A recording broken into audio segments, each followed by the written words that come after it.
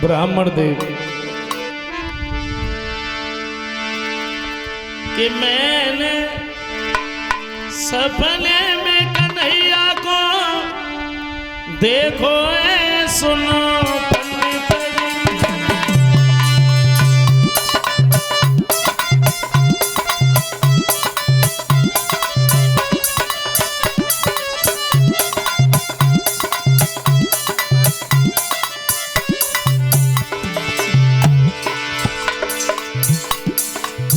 रुक्मणी कहती है मैंने सपने में देखा।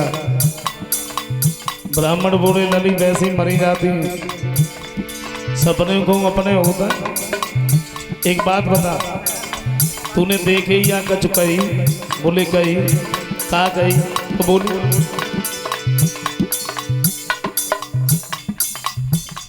बोलिए।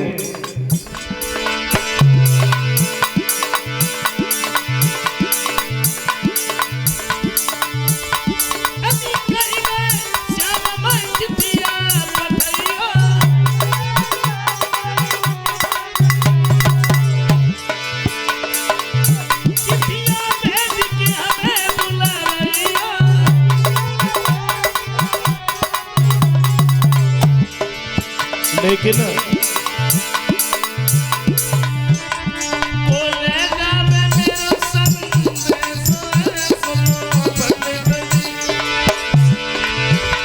मैंने सपने में श्याम को देखो सुनो पंडित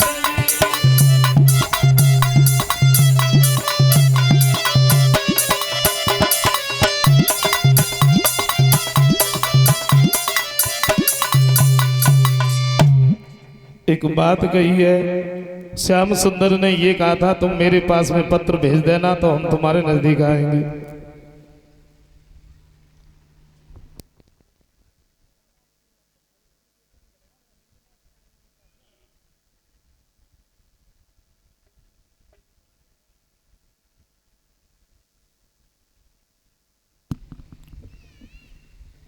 तो ब्राह्मण कहते हैं रुक्मणी तुमने पत्र भेज दिया होगा।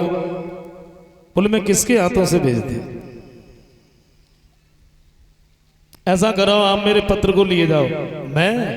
मैं तो नहीं जा सकता। क्यों? क्योंकि द्वारिका तो यहां से बड़ी दूर है और मेरे ऊपर तो बुढ़ापा है। मैं तो वहां तक पहुंच भी नहीं पाऊंगा। मेरे तो रास्ते में प्राण निकल जाएंगे, हम नहीं जा पाएंगे। रुक्मणी कहती है ब्राह्मण देव अगर आप मेरे पत्र को लेके नहीं गए ना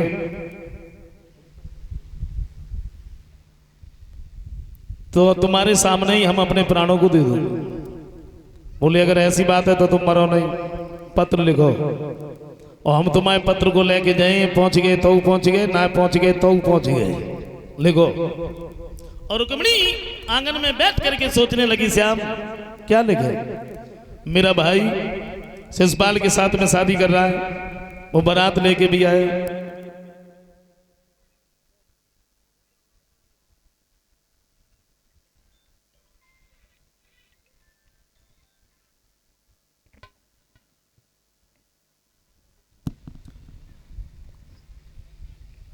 रुक्मणी आंगन में बैठ करके सोच रही है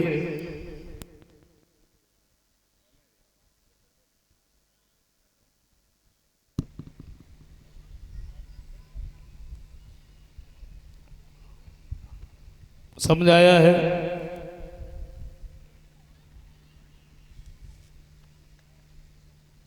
एक बात कही है श्याम सुंदर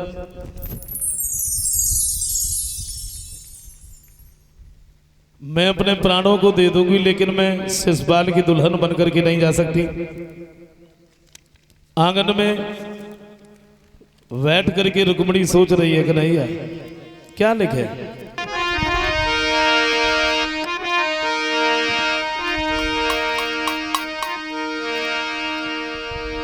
रुक्मणी ने सोचा श्याम हम काल की बेदे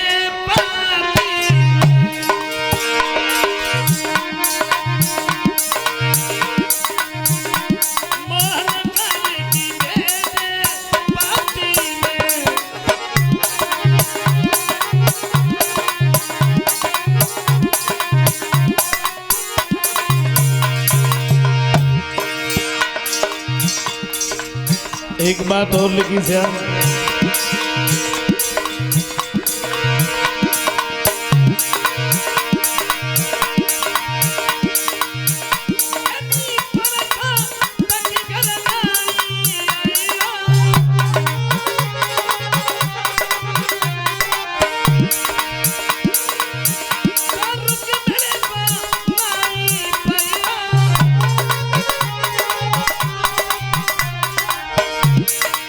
और प्यारे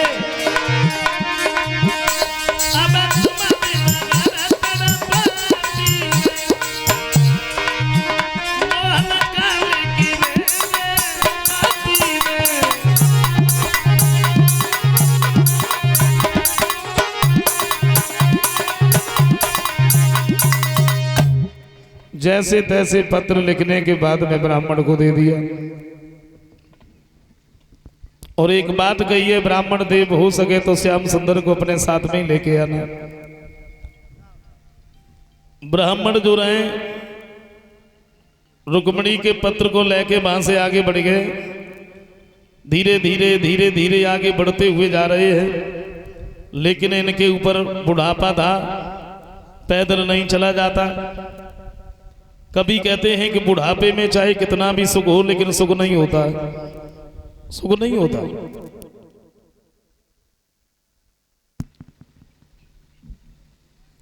चार पन जो पीछे लगे होते हैं, बचपन, जवानी, बुढ़ापा और मौत। कभी कहते हैं कि जो सुख बचपन में था वो दोबारा कभी लौट के नहीं आया। जो सुख बचपन में था वो लौट के नहीं आया। बचपन में जिसका सम्मान करना चाहिए था उसका अपमान कर दिया, जिसका अपमान करना चाहिए था उसका सम्मान कर दिया।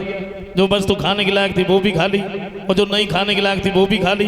कहीं पर भी जाते रहे, कुछ भी करते रहे, हमें किसी ने बुरा नहीं बताया। कब? बचपन में। और बचपन कब बीत गया हम लोग जान ही नहीं पाए कब बीत गया। कभी कहते हैं एक ने बड़े सुख दिखाए, किसने? बचपन ने। एक ने बड़े सुख दिखाए, खेले कूदे कोलाहल मचाए, पट्टी बस्ता बगल में दबाए, पढ़ने पाठशाला में धाए, क्या कहूं कहा न जाए, उन दिनों की बड़ी याद आए। बचपन। और बचपन लाड प्यार में बीत गया। जवानी आ गई, जवानी ने कभी किसी को सुख से सोने नहीं दिया, बैठने नहीं दिया। कभी कहते हैं कि एक ने ऐसी गड़बड़ मचाई, किसने? जवानी ने। एक ने ऐसी गड़बड़ मचाई, घर वालों ने शादी रचाई, नर से नारी की जोड़ी मिलाई, बच्ची बच्चा भाई खुशी मन मनाई, और सारे जीवन में जो कुछ करी कमाई, बस अब बच्ची बच्चने काम में आई। जवानी तो ऐसी चली गई। चोरी डकैती मेहनत मजदूरी करके लाए, घर बनवाया, बैंक में पैसे डाले, गाड़ियां खरीदी, और जब बुढ़ापा आया तब जिन बच्चों के लिए हमने सब कुछ किया, घर बनवाया, और जब हमारे ऊपर बुढ़ापा आया तो उन्हीं बच्चों ने अंदर से चारपाई निकाल के बाहर डाल दी। और जब गए तो एक बात कह के चले गए, बोले जब भूख लगे तो यहीं से कह दियो, भीतर घुस के मत जाइयो। बुढ़ापे में हर एक नफरत करते।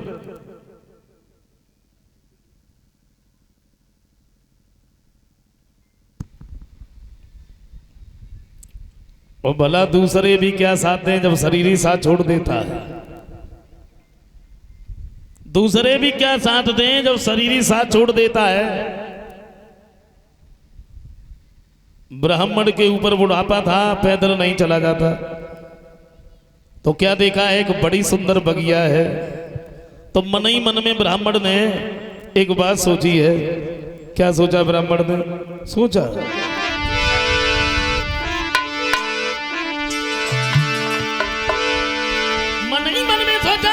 दोपहरी बिलमाइले, अरे दोपहरी बिलमाइले, जाई बगिया में दोपहरी बिलमाइले, जाई बगिया में।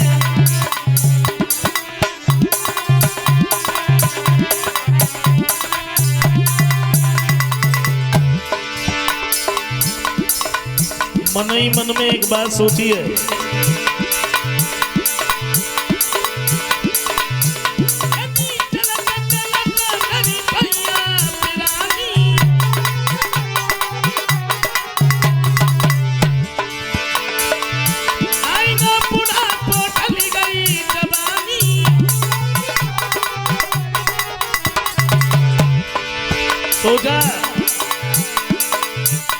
कटु हरि गुण गाइले,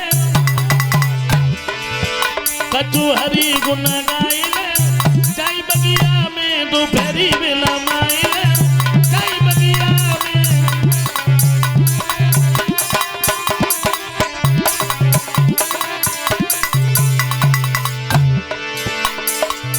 समझ आया?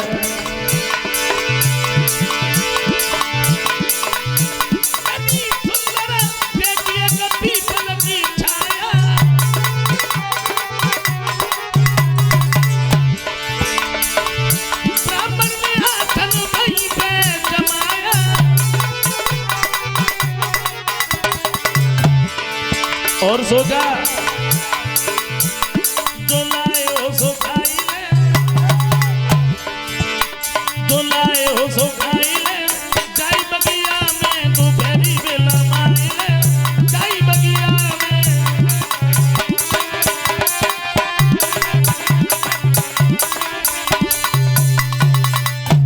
ब्राह्मण ने आसन लगाया और ब्राह्मण उसी जगह पर सो गए।